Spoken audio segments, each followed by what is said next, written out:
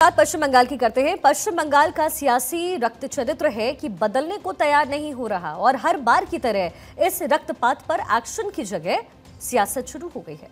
पश्चिम बंगाल के राज्यपाल सीवी आनंद बोस ने राज्य सरकार पर आरोप लगाया तो सियासत भी चरम पर पहुंच गई और अब पश्चिम बंगाल के राज्यपाल सीवी आनंद बोस ने आज सुबह राजभवन में तैनात कोलकाता पुलिस के जवानों को गवर्नर हाउस खाली करने का आदेश दे दिया है।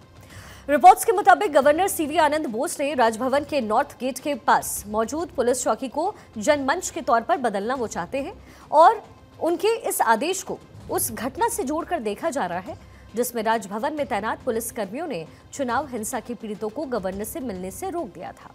दरअसल पश्चिम बंगाल के नेता प्रतिपक्ष शुवेंदु अधिकारी ने कोलकाता पुलिस को एक लेटर लिख करके राजभवन के पास धरना देने की इजाजत मांगी। वो 19 जून को चुनावी हिंसा पीड़ितों के साथ वहां धरना देने की मांग कर रहे हैं, लेकिन पुलिस ने राजभवन के इर्द गिर्द धारा 144 लागू होने की दलील देकर उन्हें मंजूरी देने से इनकार कर दिया।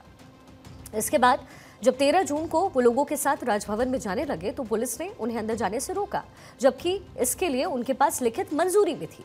पीड़ितों को मिलने से रोके जाने के बाद गवर्नर बुरी तरीके से भड़क गए और उन्होंने इसे लेकर के पश्चिम बंगाल की टीएमसी सरकार से जवाब मांगा। उन्होंने कहा कि पश्चिम बंगाल के कुछ इलाकों में मौत का नाच हो रहा है, लेकिन सीएम आंखें मूंद कर बैठी हुई हैं। वहीं इस मुद्दे को लेकर के कलकत्ता हाईकोर्ट भी पश्चिम बंगाल सरकार को फटकार लगा चुका है। कोर्ट ने सरकार से पूछा था कि क्या प्रदेश के गवर्नर को नजरबंद कर दिया गया है और अगर ऐसा नहीं है तो फिर लिखित इजाजत के बावजूद लोगों को उनसे मिलने क्यों नहीं दिया गया। लेकिन अब बात इससे भी आगे निकल चुकी है और गवर्नर सीवी आनंद बोस ने राजभवन में तैनात पुलिस अधिकारियों को ही परिसर छोड़ने के आदेश दे डाले।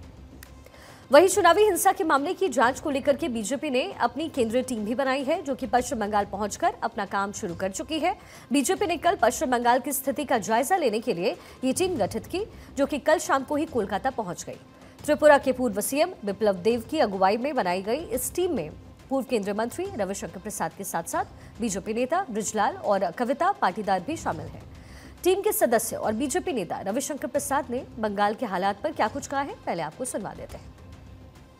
पूरे देश में चुनाव होता है, सिर्फ बंगाल में ही चुनाव के बाद हिंसा क्यों होती है, कार्यकर्ता डरते क्यों हैं।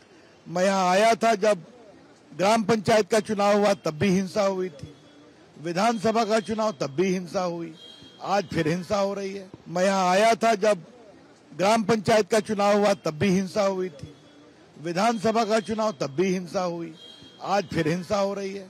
पूरे देश में चुनाव हुआ, कहीं तो इस तरह से हिंसा नहीं होती है। ये क्या कारण है कि हमारे कार्यकर्ता डरे हुए हैं, जनता डरी हुई है, ये बहुत गंभीर बात है और ममता जी डेमोक्रेसी में बिलीव करती हैं तो इसका जवाब देना पड़ेगा।